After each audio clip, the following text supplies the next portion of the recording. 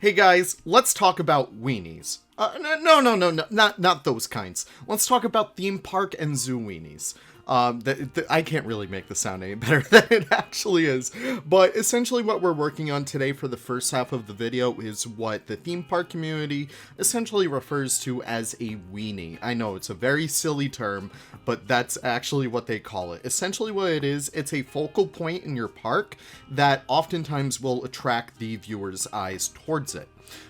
In many cases, in many different areas, you can see, like, you know, the Magic Kingdom castle being a weenie. You could definitely see, like, when you're in Batuu in the Star Wars land, like, the big cliffs are the weenie.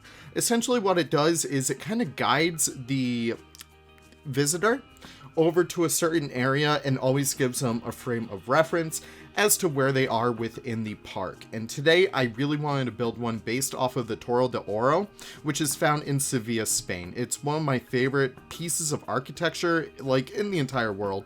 I spent a little bit of time in Spain. You guys can see it pop up right over here. It's so beautiful.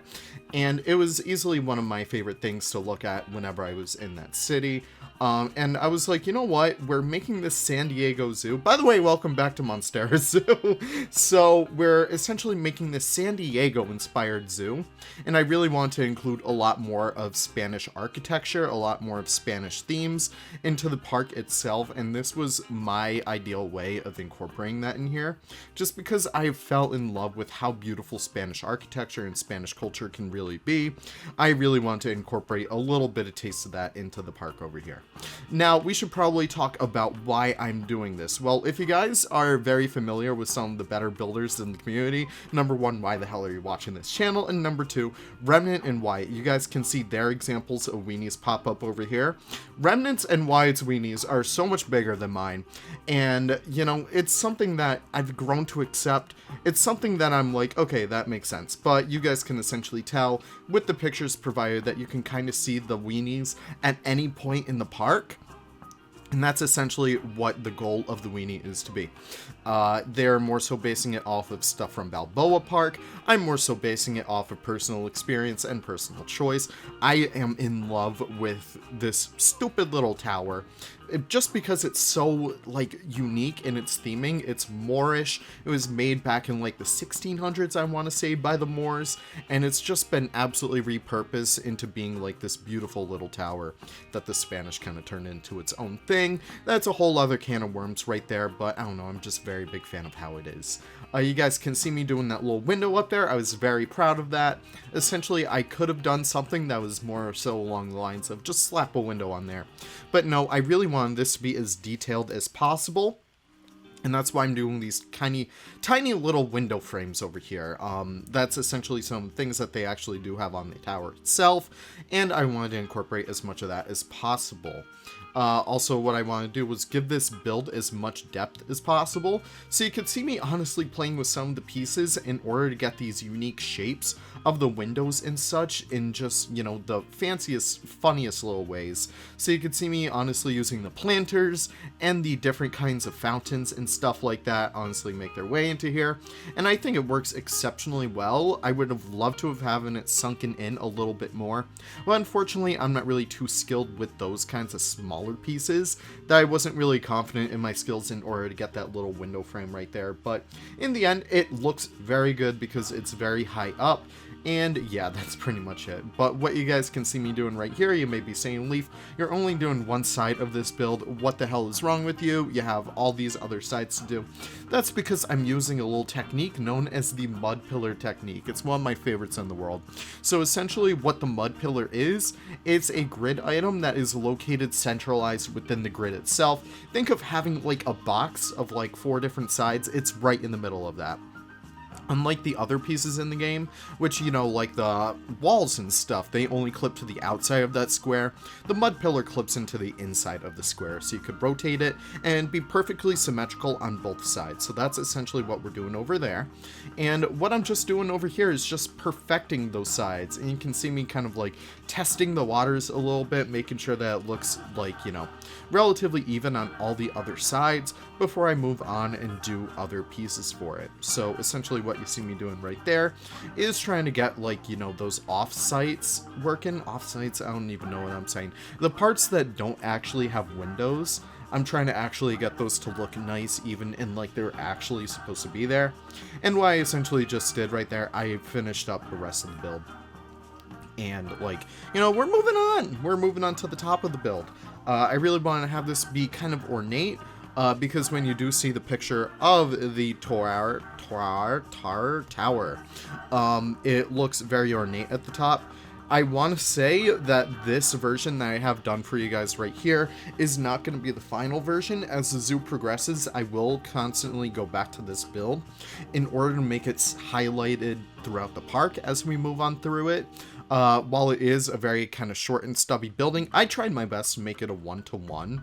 I did miss out on some things over here. There are some parts of the build that, like, don't really match up to the real life build. I will go back and kind of, like, fix those up.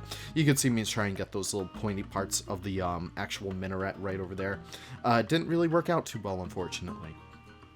But I will constantly go back to this build and try my best to make it feel a lot more ornate, make it feel a lot more welcoming, and make it feel a lot more modern. That is definitely what I want to go for, because as it stands right now, it is a very old looking building.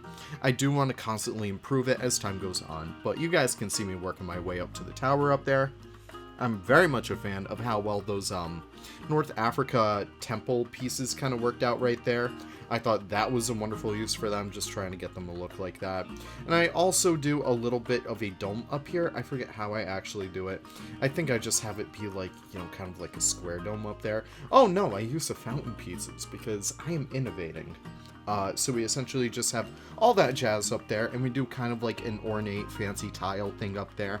Nowhere near close to where I want it to be, but essentially we'll get back to that soon enough. I did want to have this gold cap on it, so I use that big bell and I make it look nice and pretty. But what we're moving on to right now is the rest of the build today. So I really want to build for honey badgers. Now that we're actually onto the animals, we can finally talk about them. So the honey badger is a wonderful little creature. I just built for them over in Riverbend, but I was dying at the chance to build for these guys again. So essentially what I really want to do at first was a nice big mongoose habitat for Indian mongoose, but it really didn't work out to the best of my ability because it was such a large area. And believe it or not, mongoose are extremely tiny animals. So this build was a little bit too big for what I wanted. So we kind of retrofitted it into a honey badger habitat, and it's the perfect size for these guys. In case if you guys aren't aware, honey badgers are a mustelid. They're related to like otters, they're related to binturongs and stuff like that. They're very fun creatures.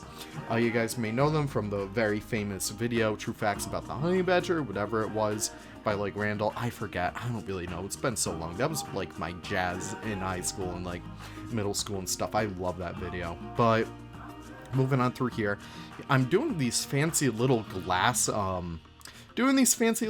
viewing areas because I thought that would look very cool. And I really do love the combination of like the different fences in here.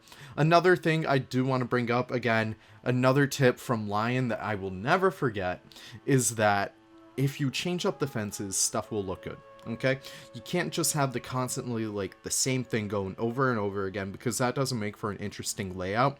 You have to constantly be changing it to a certain degree. Obviously you want to still retain the same style, but that's essentially what I did over there. I used some of like the familiar colors from the rest of the area, a little bit of that magenta purple that I used right there, and I have a little bit of an educational sign right there. We don't really work on too much on it on camera, but what we do work on camera is all the foliage and stuff, and I'm very proud of how well it came out. It was just very fun to use these pieces from the faux rock pack by NDP and just essentially get really beautiful results from it all. I also wanted to have this little bit of a canyon, a little bit of a moat separating these guys, because honey badgers are able to climb. I wanted to make sure that they are deterred from going down there, but what we also add later down the line is some hot wire. In case if you guys don't know, hot wire essentially keeps animals away from escaping. It's electrified wire that, you know, they kind of like test out once and then they never try and escape again again because it's so scary for them. You guys may remember that one scene in Jurassic Park. I always refer to this whenever I talk about Hotwire, is when like the Velociraptor and the T-Rex is testing out like the fence for like, you know, imperfections or like weak points. That's essentially what animals would do, except they wouldn't go nearly that far. So going through here, I really want to decorate like the top of that area as well. So we add our classic palms, we add those ponytail palms, which make for beautiful drooping foliage. And what we also do is we add some nice tall bamboo in the back. Essentially what I did right there, I doubled up the bamboo, and I also have a little bit of a backstage area for the honey badgers, just in case if, like, you know, one isn't feeling too hot, they have some other outdoor areas for them to go to. We don't really work too much on it right now, but later down the line, when I actually do feel like doing some backstage stuff, we will always have that there for us to remind us that we need to actually make that. So moving on through the rest of the habitat, I really want to have a lot of different rock areas, kind of representing termite mounds and stuff like that, because that's kind of like the stuff that you would see in India and stuff. And I think it comes out really good. It gives the habitat a little bit more depth, it gives it a little bit more character, because if we didn't have that, if we just had like normal ass rocks, it wouldn't really be too interesting now, would it? Also adding throughout here just a bunch of like tiny grasses and stuff. Even though, you know, they won't really need it, they tend to be a lot more happier with it. Here we actually go, making that hot wire right there, and we add those little caps over there just to make sure that it's all nice and secure. I kind of make them like, yeah, that's how I do it. I don't know how to describe it, but I'm very happy with how well that turned out. So we use those cable pieces as a way to kind of make it look like we have wire. It's not as thin as hot wire would be, so I do apologize if you're looking for thin ways to get that, but I essentially kind of just like make do with it. Maybe with the next DLC we could get some, like, you know, hot wire pieces. I feel like those would be extremely necessary for realism and stuff, and I think that'd be a pretty fun thing to have. But we essentially just decorate the rest of the habitat with that, and then we kind of like go on all the other corners. I also did a little bit of a backstage area for our Elds deer. We kind of like make a little window for them just in case if, you know, you do have one backstage, you're still able to see it, and it doesn't really take too much from the habitat. But here we are. Oh my gosh, thank you guys so much for watching. This was a really fun episode to do, and I hope you guys learned something. Hope you guys learned something about weenies. Hope you guys learned something about honey badgers, or learned something about me. But all that being said, I do want to thank you guys so much for stopping by for yet another episode of Los Monsteros. Hope you guys are having so much fun with the series, because I sure am. Hope you guys are excited for whatever new DLC may be on the way. Hopefully we get some of that this week, maybe not. I don't really know, but all that being said, I do thank you guys for stopping by. It's always great to have you here. If you guys are new, as always, I do welcome new members in by hitting that fancy little red button down below, but you guys don't have to do that at all. I'm just happy you guys stopped by for this video in the first place. But all that being said, thank you guys so much for watching, and I will see you all in the next video. Take care and have the most wonderful of wonderful days. Bye-bye now.